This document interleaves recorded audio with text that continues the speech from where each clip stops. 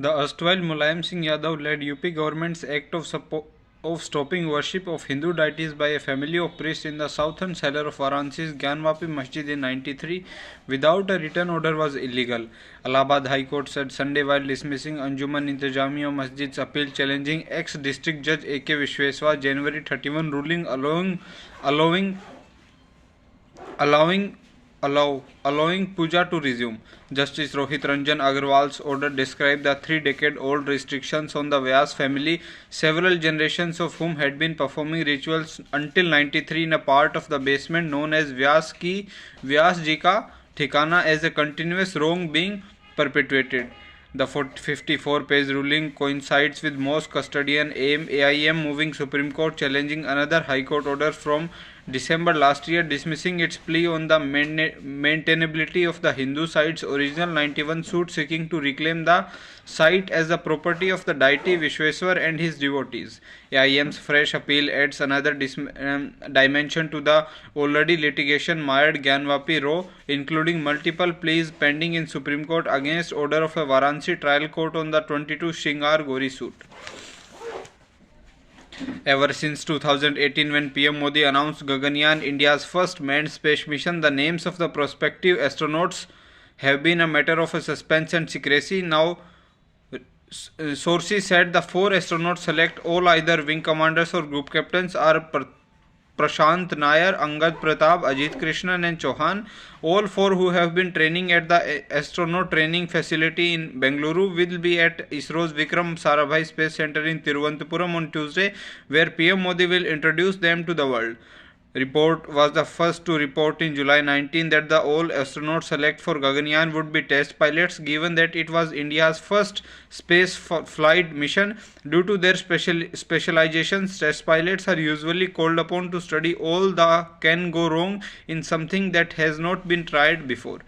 PM Modi will bestow astronaut wings to the 4 test pilots shortlisted for the Gaganyaan mission when he visits ISRO's Vikram Sarabhai Space Center in Tiruvananthapuram on Tuesday. Report said he will also inaugurate 3 space projects worth about rupees 1800 crore at PMO said in a statement on Monday. Amid fears of cross-voting in the high-pitched electoral battle between NDA and Samajwadi Party, Congress combined for 10 Rajya Sabha seats from UP on Tuesday. 8 SP MLAs did not turn up for a dinner that party chief Akhilesh Yadav has hosted for legislators at the residence on elective eve, sources said. BJP had initially fielded 7 candidates and SP 3. However, the election had turned into a cliffhanger, with BJP fielding ex-MP Sanjay Seth as the 8th candidate. Sources said the 8 SP MLAs who skipped the dinner were Rakesh Pandey, Abhay Singh, Manoj Pandey, Rakesh Pratap Singh, Vinod this and this. India on Monday clinched a winning 3-1 lead in the 5-test series versus England, the 17th series victory in a row at home for the host, and England's first series loss in the baseball era after 3 victories and 2 draws. But the contest was tighter than the scoreline suggests. Times of India picked key moments that titled the balance. After losing the first test, India was under enormous pressure. Yashasvi Jaiswal hit 209 that ensured India scored 396. At 1-1-4-1 in Vizag, England was on course to overtake India's first innings total, but Jasprit Bumrah dismissed Joe Root, Oli Pope and John Bairstow in a spell of reverse swing of the edges. In the third test, Jadeja and Rohit's 204 runs strand took India to 445, but England was coasting at 224 for 2. Then Joe Root tried to play a reverse ramp that went wrong and England collapsed at 319. India set England a virtually unsurpassable 557 run target at Rajkot thanks to unbeaten knocks by Jaiswal and debutant Sarfaraz Khan. Dhruv Jurel took India from 117 for 7 to 307 in first inning in Ranchi and hit a crucial 39 not out in the second innings.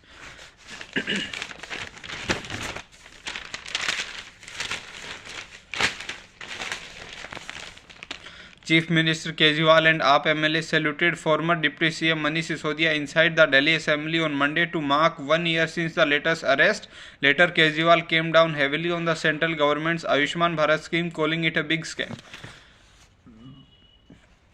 Addressing the assembly, Kejriwal said he used to sit here 1 year ago. He was arrested in a false case. We will not show sorrow because we are proud of him. He revolutionized the education system in Delhi. I request you all to stand up and salute to Sisodia.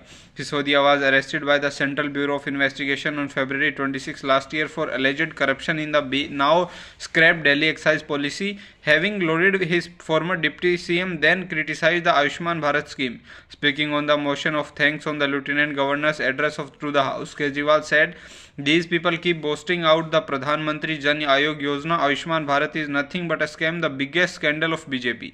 The LG had asked Kejriwal the previous day to implement the Ayushman Bharat scheme in the capital and recalled all the files related to the schemes by invoking the transaction of business rules. The CM claimed insurance under Ayushman Bharat does not cover people's expenses on tests and medicines for conditions like cold and cough, which the majority of people suffer from.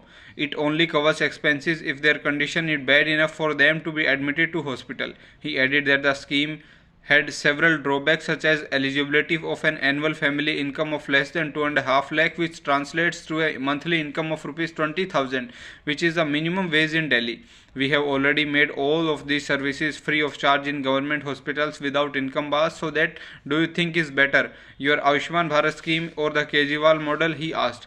He went on, if your Ayushman Bharat is so efficient, why are people from UP coming to our GTB hospital? Why are people from Haryana now coming to government hospitals in Delhi? The CM also claimed that almost 5 lakh students has exited private schools and sought admission in government ones. If we can provide good education to poor children in Delhi, it can also be done in the country. Why are government schools being closed in other states? The country is moving towards privatization of education apart from Delhi, he maintained.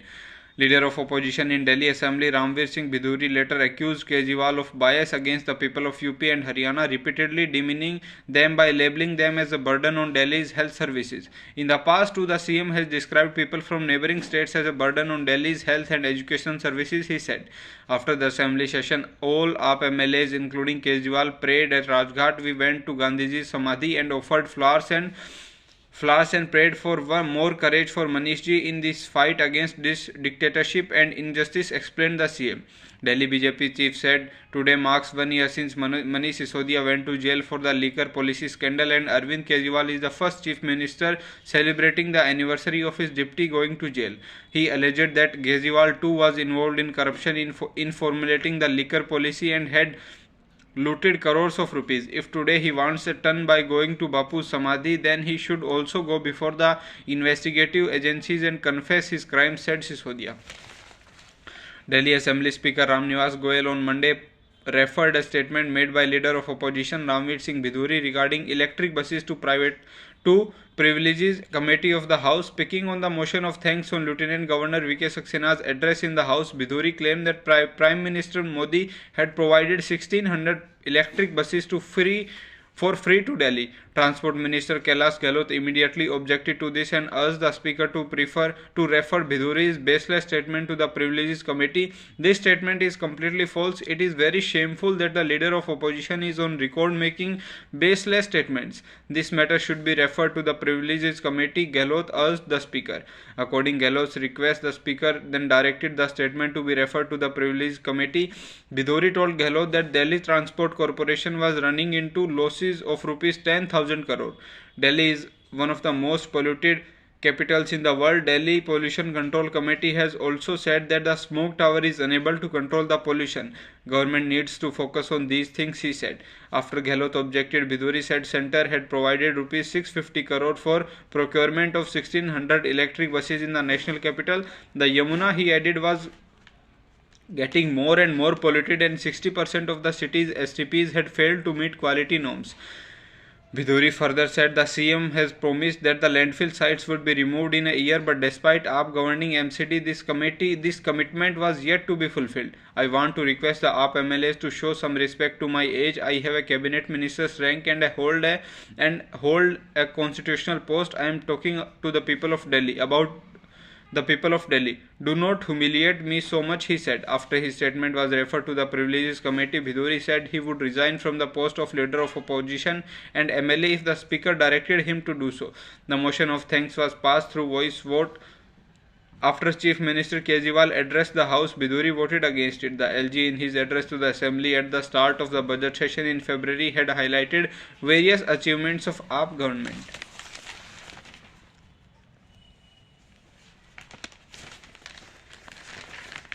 After a 45-year-old woman died recently when a stage set up for a religious function collapsed, Delhi High Court had directed that no Jagran or a similar event shall be held in Kalkaji Mandir without its permission.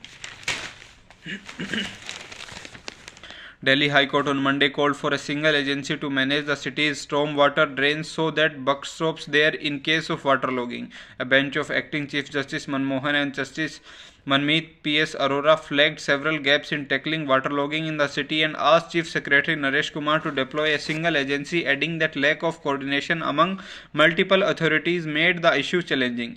Look at the new tunnel made, it is getting flooded. It was closed because of flooding. It is 1 kilometer from the Yamuna, so the situation is very challenging to deal with. Why can't we deploy one agency all over Delhi to take care of stormwater drains? High Court asked Kumar, who gave a virtual presentation on waterlogging, drainage master plan and rainwater harvesting. The court said responsibility should be given completely to either Public Works Department, Municipal Corporation of Delhi or Irrigation and Floods Department. Citing the example of waterlogging on Mathura Road, it said several agencies including MCD, PWD and New Delhi Municipal Council were involved for just a 1 kilometer stretch. Kumar said over 50% of stormwater drains were under PWD, followed by MCD and IND department, and several steps had been taken to tackle waterlogging. The court highlighted the real problem is that multiple agencies are working, adding that the buck should stop at any one agency. It is better that you give it to the PWD or irrigation and flood control, whoever is the specialized agency, transfer all to one department, it advised the top bureaucrat while hearing two suo motu petitions on waterlogging and the issue of rainwater harvesting and easy traffic jams in the city during monsoon and other periods. Chief Minister Kejriwal on Monday skipped the 7th Enforcement Directorate summons to him in connection with the money laundering probe linked to the alleged Delhi excise policy scam case, saying he would appear before the agency if a court ordered him to do so. The matter is in the court. The next hearing is on March 16. Instead of sending summons, ED should wait the court's decision, said AAP in a statement. The party claimed that investigating agencies had started targeting the CM even more due to AAP and Congress forming an alliance on 7 Lok Sabha seats in Delhi. We will not leave India alliance. Modi government should not create pressure like this, said the party. BJP hit out at Kejriwal for skipping the summons. Addressing a press conference, BJP spokesperson said that Kejriwal earlier used to say that a person accused for corruption should first resign and then a probe be carried out, and now he even refusing to cooperate with investigating agencies. Poonawalla said Kejriwal deserved the Nobel Prize for Corruption, referring to CM's comment day earlier that he deserved the honor for doing so much work in Delhi despite all obstacles created by central government. He claimed that even after a year, AAP functionary Manish Sisodia had failed to receive any reprieve from the Supreme Court, which had identified a money trial of Rs 338 crore in the case, adding that there was no relief for Sanjay Singh and Vijay Nair either. Union Minister also targeted the CM for alleged scam in DJB. Delhi BJP President alleged Kejriwal was making a mockery of ED summons, said Kejriwal was supposed to appear before ED, but instead of that he is going to Bapu Samadhi. He is the first Chief Minister celebrating the anniversary of his Deputy Chief Minister going to jail, he said. Sachdeva further alleged that Kejriwal had been involved in corruption in the liquor policy. If today he wants a stone in going to Bapu Samadhi, then he should go before the investigative agencies and confess his crime, he added. In a drive against high beam headlights in the city, Delhi Traffic Police aims at sensitizing drivers about the damages of using them. Drivers usually use high beam in the absence of streetlight or while driving on damaged roads to spot potholes at night. It can impair the vision of drivers in the opposite lane, a traffic police officer said, adding high-intensity glaring light can startle and disorient drivers and lead to accidents. Since Saturday, when the drive was launched, 277 motorists have been penalized with on-spot challans for flouting traffic rules by unnecessarily using high beam light. An advisory has also been issued by the Traffic Police on X to inform people about the dangers. Drivers have been requested to use high beam only on highways and refrain from replacing headlights with cheap and counterfeit high-intensity discharge headlights. The use of these lights during foggy conditions may further reduce visibility, the advisory stated.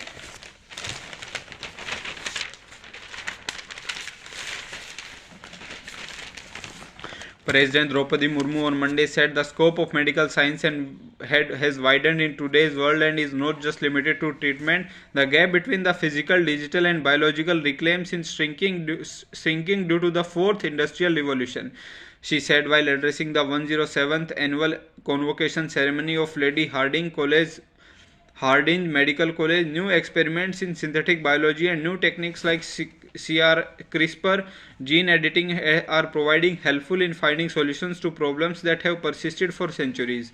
But the problem for misuse of these technologies remains, she said, expressing confidence that the medical fraternity will work in accordance with ethics and high values and try to solve problems with the integrated approach of One Health. Murmu said as people consider them God, doctors should understand the moral responsibility and behave accordingly. They will be truly successful doctor or nurses only if they have professional competence as well as human values like compassion, kindness and empathy. To be a good healthcare professional, it is also important to be a good person, she said, adding their primary aim should be service before self. She said LHMC had produced several doctors including Health Minister Sushila Nayyar, who was associated with India's freedom struggle and actively participated in Bharat Chodo Andolan. She started a hospital in Sevagram in the name of Kasturba Gandhi. Her life is an inspiration for everyone as she left an attractive career after getting a doctor's degree in the US and served the nation. Another Gandhian, T.S. Sundharam, was also a product of LHMC and established Gandhiram Rural Institute in Tamil Nadu, Murmu said. The president also stressed the nation's need for more medical professionals to improve the doctor population ratio beyond WHO recommendations. During the ceremony, 580 MBBS students were awarded degrees and 68 meritorious students received gold medal. Congratulating the students, Union Minister of State for Health and Family Welfare Dr. Bharti Praveen Pawar said it is important to continuously enhance one's knowledge and skills as well as have a compassionate approach towards patient care. LHMC, she added, holds a unique place among the oldest medical institutions in the country. In its 107-year history, LHMC and its doctors have time and again proved that their devotion to the country and to health. The college excelled the challenges posed by COVID-19 pandemic, playing an important role in treatment and providing essential services for non-COVID patients, said Pawar. Presenting the annual report for the year 22, the director of LHMC, Dr. Subhas Giri, highlighted achievements, new facilities and further future plans of the medical college. He said in the coming time, the institute will be expanded with the development of super specialty departments. The Political Affairs Committee of Aam Aadmi Party will meet on Tuesday to finalize its candidate for the upcoming Lok Sabha elections, days after it settled the seat sharing arrangement with Congress. AAP, a constituent of the India Bloc, will contest 4 of the 7 parliamentary seats in Delhi, while Congress will field its candidates in the rest. AAP has also been allocated 2 seats in Gujarat and 1 in Haryana. AAP, however, will go solo on all 13 seats in Punjab. A senior functionary on Monday said PSC was likely to decide candidates for all 20 seats in the meeting. It is chaired by National Convener and Delhi Chief Minister Kejriwal, while former Deputy CM Manish Sisodia, Rajya Sabha MP Sanjay Singh and Raghav Chadha, Delhi State Convener Gopal Rai, Delhi Minister Atishi and Imran Hussain and 2 MLAs Rakhi Bidlan and Durgesh Pathak are its members. AAP National Secretary Pankaj Gupta and National Treasurer Narayan Das Gupta are 2 ex officio members. Sources said the party had already shortlisted a few names for each seat while a survey had been conducted at the ground level. According to sources, among the probable candidates are sitting party MLAs who have shown interest to contest. In South Delhi, where the party won the maximum number of votes in the last Lok Sabha elections, Chhatarpur MLA Kartar Singh Tanwar and Tughlakabad legislator Sahiram Pahalwan are among the shortlisted. In New Delhi, the party may decide between Malviya Nagar MLA Somnath Bharti, Moti Nagar MLA Shivcharan Goyal and Mayor Shelly Oberoi. in West Delhi with a sizable number of Purvanchali votes. AAP may decide to field former MP Mahabal Mishra, who left Congress a couple of years ago, while the East in Delhi, the name of Rai and some other legislators are doing the rounds. In 19, AAP had contested on all 7 seats in Delhi, emerged runner-up on the 2 and came third on the rest. Union Road and Transport Minister Nitin Gadkari recently promised that the Delhi segment of the Delhi-Mumbai Expressway would be ready by the end of this year. Work accordingly is picking up pace. Starting near the Sarai Kalekha exit ramp of the Ashram flyover extension, the elevated corridor segment in the city extends up to Mithapur MCD toll point, a total length of around 12 km. The 8-lane elevated section of a corridor passing through the congested areas of Yamuna Khadar, Okhla Vihar and Batla House along the Yamuna riverbank is nearly complete. The downward ramp is being constructed near Maharani Bagh, where the pillars have been erected. The ramp will cross the road near the ashram entrance of the DND flyover. In the portion of the flyover along the Yamuna, the work is largely finished, with even crash barriers on the sides of carriageway now erected.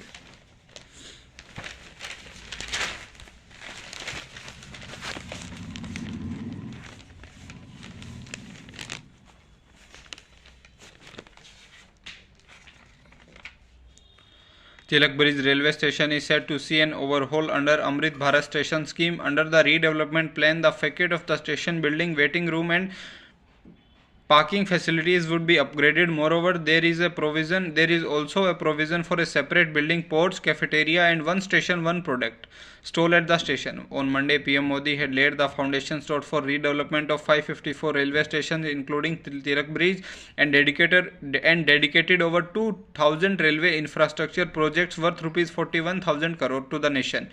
8 stations of Northern Delhi Division, Vallabhgarh, Gohana, Faridabad, New Town, Muzaffarnagar, Palwal, Meerut City, Tilak Bridge and Gurgaon will be redeveloped under Amrit Bharat station scheme. Located in central Delhi near Tilak Marg and ITO, Tilak Bridge railway station was named after freedom fighter Bal Gangadhar Tilak. Northern Railways confirmed it has been selected for major revamp on a modular concept under the new scheme. Prem Shankar Jha, executive advisor of the divisional railway manager, said there would be a separate arrangements for entry and exit into the premises, facilities for the disabled, a ramp at the entrance and refurbished toilets and water booths, digital digital signages, 12-meter wide foot overbridge, 6 lifts and 1 escalator. A senior official said the station would be redeveloped at a cost of rupees 26 crore in a program organized at Tilak Bridge railway station to commemorate the launch. Lieutenant Governor V.K. Saxena said under the redevelopment plan, better facilities would be provided at the station to the passengers and increased business activities will be promoted. BJP MP and Union Minister of State Meenakshi Lekhi, who was present at the program, said the redevelopment of the railway station will also provide employment to many people. Jha said the station serves as an important junction of the Ring Road route, especially for Delhi passengers. Ring Railway Line, a circular railway line around Delhi, connects key stations like New Delhi, Hazrat Nizamuddin, Old Delhi and Sarai Rohila. Several local trains connect Tilak Bridge railway station to the nearby cities and it has a footfall of 10,000 passengers daily. About 40 trains including Dehradun Jan Shatabdi, Bareilly Intercity, Agra Intercity, Meerut Ganganagar Express have halts at the station. Jha said the role of Tilak Bridge railway station would be even more important during the redevelopment of New Delhi railway station, as a lot of trains would be diverted to it.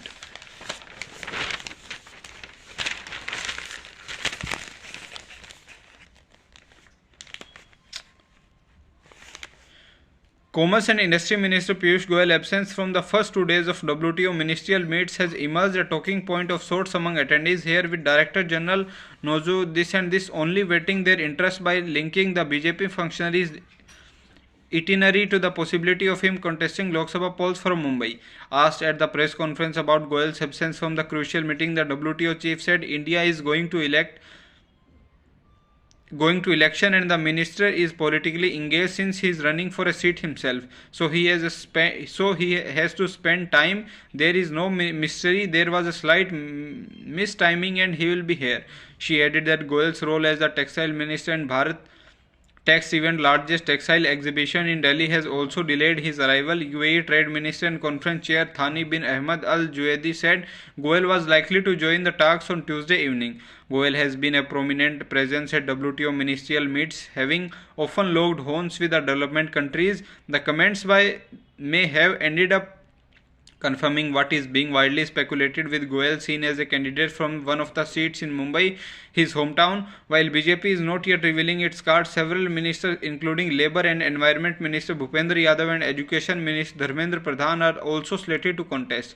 As reported, Yamuna Yadav is likely to be fielded with from Bhiwani, while Pradhan will contest from Sambhalpur in Odisha. Mansukh Mandavia, Purushottam Rupala and Rajiv Chandrasekhar were among others likely to contest for Lok Sabha and may be part of the first list of candidates to be announced soon.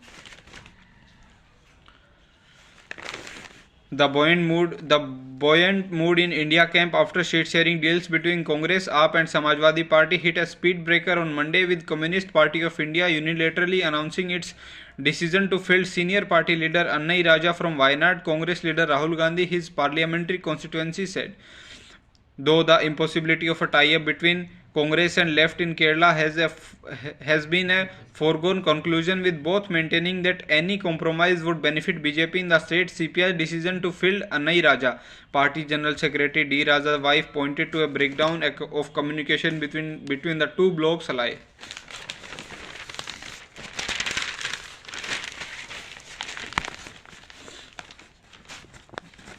PM Modi on Monday said he wanted government to be out of the lives of the middle class and highlighted the unprecedented scale and speed of infrastructure development in the country.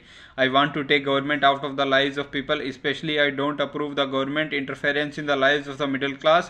What is the need of government every day and at every step? We should create such a society where government interference is minimal, the PM said at the inauguration of Bharat Tex 24, India's biggest global textile expo.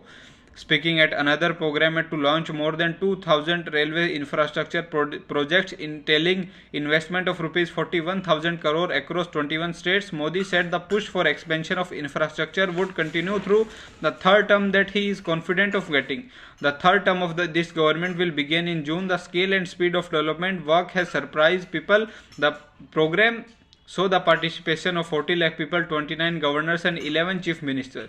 Drawing from his mantra, the minimum government and maximum governance, the Modi said at the Mega Textile Expo that the government must stand for the poor and fulfill their basic requirements like education and healthcare. For the rest, I don't approve of unnecessary government interference. I have been fighting against this for the past 10 years, he added. Modi asserted that he would ensure that necessary interference ended in the next 5 years, indicating his confidence for a third term with Lok Sabha polls round the corner. He, however, quickly added, I am not talking about elections. In his address at a railway function, the PM said the program was symbolic of New India's work culture. Whatever India does today does it on an unprecedented speed and scale. Today's India had stopped dreaming small, we dream big and work tirelessly to realize them. This resolve is visible in its Viksit Bharat Viksit Railway program, he added, highlighting achievements in railway sector from laying new lines to increasing electrification and introduction of modern trains. Modi said the national transporter had fallen victim of selfish politics. However, it had become the mainstay for ease to travel and was witnessing major transformation, he said. Railway Minister Ashwani Vaishnav said the government has issued and creating more capacity and introducing modern trains for the comfort of passengers. He said India would soon manufacture standard gauge Vande Bharat trains for exports. On government stepping up capex for infrastructure creation, Modi said every penny spent on infrastructure created new sources of income and new employment. In a dig at earlier government, he said the benefits of growth and big budget could not yield result if there was corruption. Speaking at the Textile Expo, Modi urged the industry to think out of the box to bolster the sector. He highlighted the critical role of the textile sector in steering India towards its goal of becoming a developed country by 2047. The expo will see the participation of more than 3,500 exhibitors, 3,000 buyers from over 100 countries and more than 40,000 business visitors.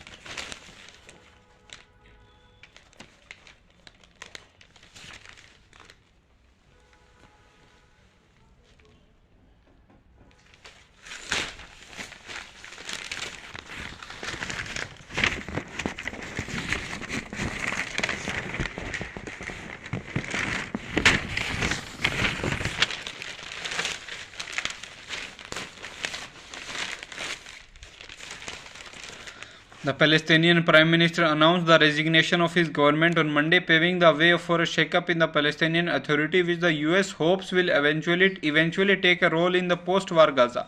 Many obstacles remain to making a revamped Palestinian Authority a reality. Palestinian President Mahmoud Abbas, whose forces were driven from Gaza by Hamas in 2007, had made clear that he would like the PA to govern the enclave after the war. But it is deeply unpopular among Palestinians, and Israeli PM Netanyahu had roundly rejected the idea of putting the authority in charge of the territory.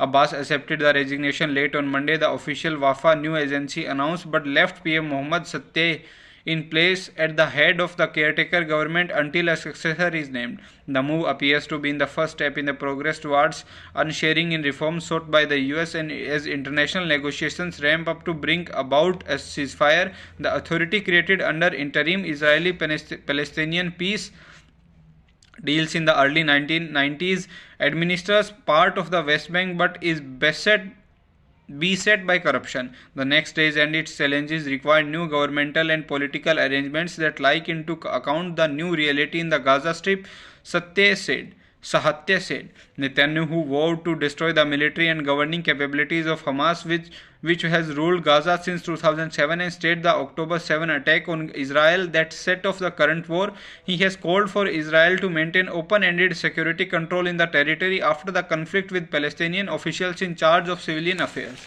The Palestinians have rejected such a limited role and seek an independent state in the West Bank, East Jerusalem and Gaza areas captured by Israel in the 1961 Mid-East War.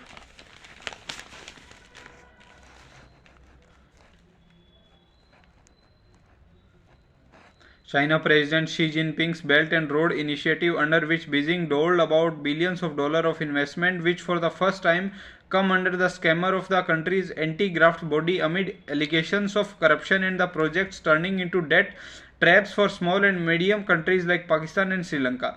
Fighting BRI-related graft will be among the priorities of the Central Commission for Discipline Inspection, the ruling Communist Party of China's powerful anti-graft body. In 24, the Hong Kong-based South China Morning Post reported.